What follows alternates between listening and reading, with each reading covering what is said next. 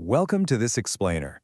Today we're unpacking the curious and honestly tragic case of Joyce Carol Vincent, 3 years unnoticed. Now, I gotta warn you right up front, while this isn't some supernatural ghost story, it serves as an incredibly dark reflection of our modern society.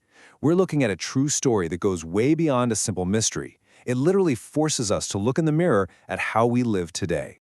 Okay, let's jump right in. I want you to really put yourself in this scenario for just a second. What if you died and nobody noticed for 3 years? Seriously, imagine you're living alone in your home, the TV is playing in the living room, there's food sitting out on the dining table, the lights in your bedroom are off, and then you pass away. Now, passing away alone is a tragic thought in itself, but that isn't the real horror of this story. The real horror begins when your body lies in that exact same spot for 3 entire years and absolutely no one notices. This isn't some random fictional horror movie plot. This is exactly what happened to Joyce. And this brings us to the sheer shock of how this whole story came to light. Let's fast forward to January 2006. Authorities arrive at an apartment because, well, there is a severe backlog of unpaid rent. They break down the door to get inside, and what they find is nothing short of a macabre scene, completely frozen in time. They walk into a room where the television is still continuously running. Christmas gifts are just sitting there, untouched, exactly as they'd been left. There was food still left out in the kitchen.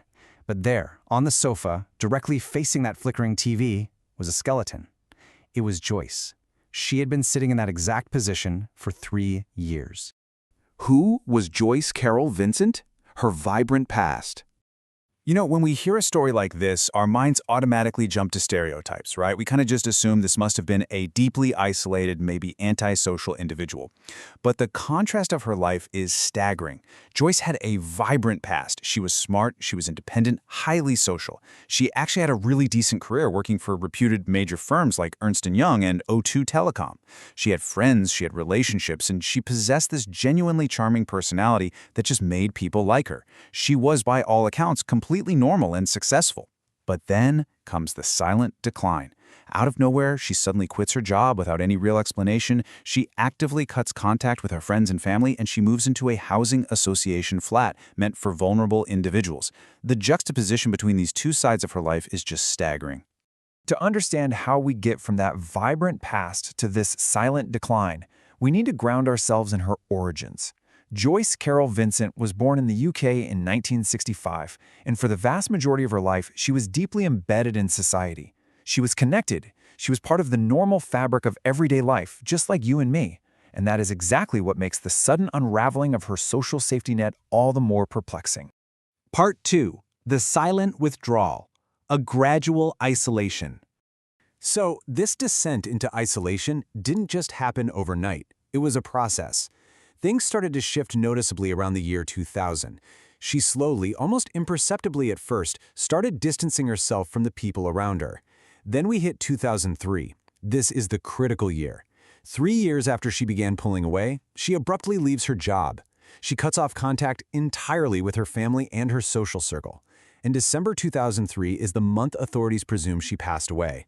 Fast forward another 3 years of complete, absolute silence, and we arrive at 2006 when that apartment door was finally broken down. But let's look a bit closer at where she ended up during that critical period in 2003. She relocated to a flat in the Wood Green area of North London. Now, this was not some luxury apartment. This was a housing association flat, which is a system specifically designed and designated for vulnerable people. This raises a massive question.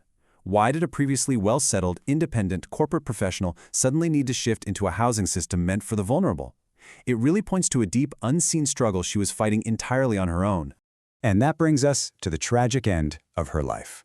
While the official cause of death couldn't be definitively determined, just because of the sheer passage of time, authorities concluded there was absolutely no foul play. The presumed cause was entirely natural.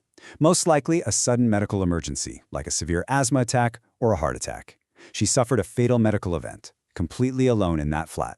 The fact that her death was this mundane, natural tragedy somehow makes the 3 years of ensuing silence feel even heavier. Part 3. How did nobody notice? The 4 factors. Okay, so how is it physically and societally possible that 3 whole years can tick by without a single person noticing? To understand this, we have to look at a perfect storm of 4 primary factors. First, she initiated the distance. She self-isolated and deliberately cut off contact with her family. Second, because of her previously active life, her friends kinda just assumed she was busy, or maybe had moved on to new circles. They assumed she was fine. Third, her neighbors assumed she was just quietly living her life behind closed doors. Nothing seemed out of the ordinary to them. But it's this fourth point that is the absolute most chilling aspect of this entire story. Systemic failure. Let's define exactly what we mean here, because it's vital. Systemic failure, at least in this context, is when our modern, automated societal structures blindly simulate life, effectively masking an individual's absence. The very systems designed to make our lives frictionless and easy ended up building a digital wall around her death.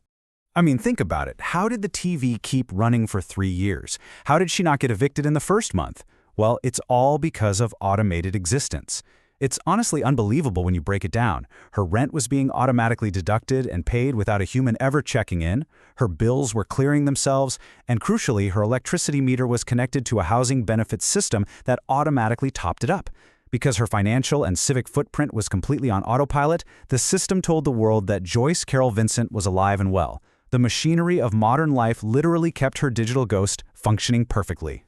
This brings us to a profoundly unsettling realization. You can exist without anyone noticing. This is arguably the biggest flaw of modern life.